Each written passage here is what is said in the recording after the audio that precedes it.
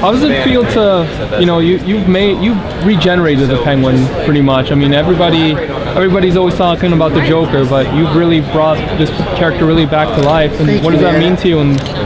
Well, I share credit with our amazing showrunner, our executive producers, John Stevens, Danny Cannon, Bruno Heller. The vision started with them, and I'm the vessel, I just showed up, and when we auditioned, I didn't know really what I was auditioning for. They wrote a fake scene, and so everything I brought to that scene just instinctually happened to match their vision of where they wanted to take the Penguin in this story. And again, sometimes lightning strikes, and sometimes you get the job, and sometimes it leads to amazing experiences like Gotham has been for me. It's just incredible. Yeah. It seems like every season, Penguin grows and transitions to something else. What do we expect from this final season? I think really what I'm setting out, like the story that I feel like Gotham is telling is about how this city, Gotham City, corrupts and how it destroys love. And when we start the show with Oswald, there's a shred of humanity there. He's still trying. He's Fish Mooney's umbrella boy. He's working his way up. He's failing. He's figuring it out. And there's something, I don't know if identifiable is the word, but again, something sympathetic there. We know what he's striving for and why he's making these decisions. So by the end, I think that humanity, that gentleness, that deep down underneath, if everything had gone right for him, he would be a good person, I believe. But by the end of this story that we're telling, I want all of that humanity to be squashed out. He is a monster. He is a monster. He's a supervillain. Gotham City has taken this person, Gotham City and the people who live it, and they've beaten out every shred of humanity, so that we see at the end, we see the supervillain that we all grew up knowing.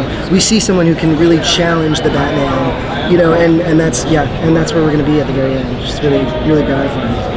Following on from that, throughout the seasons, Penguin's often had a specific person or group of people that he's sort of targeting or wanting revenge on. Mm-hmm. And now that he's got his revenge for the death of his mother, yes. Who's the main target for the final season? Where's he going to go? Yeah, right. I mean, it's actually a really great. I feel like when that happened at the end of season 4, when he avenged his mother's death, I feel that released him. That was really the last piece of vengeance that had not been spoken for, that he hadn't, it was the last bit of revenge that he hadn't gotten yet, and then he got it. And so when we start season 5, he's taken over City Hall.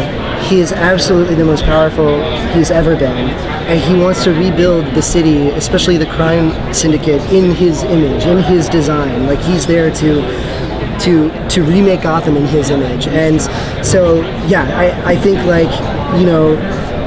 there will be revenge. I don't know where he's going exactly. I haven't read the final episodes yet, so I don't know. But the way these alliances in these last 10 episodes are changing so fast, we'll have to see, if Gordon is the friend that he always thought he was, if Riddler is the ally that he thought he could be, we have yet to see. So revenge may be coming for any of them. I don't know who it is, but probably someone. Is there any chance of a spinoff for you once Gotham concludes, or is that? I mean, I haven't heard anything, and if there's talk of it, they really should let me know, because when we wrap the final scene, I'm walking upstairs and I'm shaving my head and going back to blonde. So they better get all they need to get, or let me know, because this is going away immediately. But yeah, I don't know. I tell people it's an amazing time for television and entertainment in general, because the fans look at it. Comic-Con is such it's such a phenomenon, and the fans actually through social media have a voice. They can choose to keep characters coming. It's if there's desire for it. This has been the most gratifying character I've ever played in my life, and I owe everything to this character and to this job. So if they needed me or wanted me, if the fans were into it, I would be there in a second. Talking about the fans, how do you think they will react at the end of the final episode? I mean, I think they're going to be stoked. Absolutely thrilled, because I'm thrilled. The fact that I get to show the traditional Penguin from the comics, and really having seen the designs and where we're taking visually the character,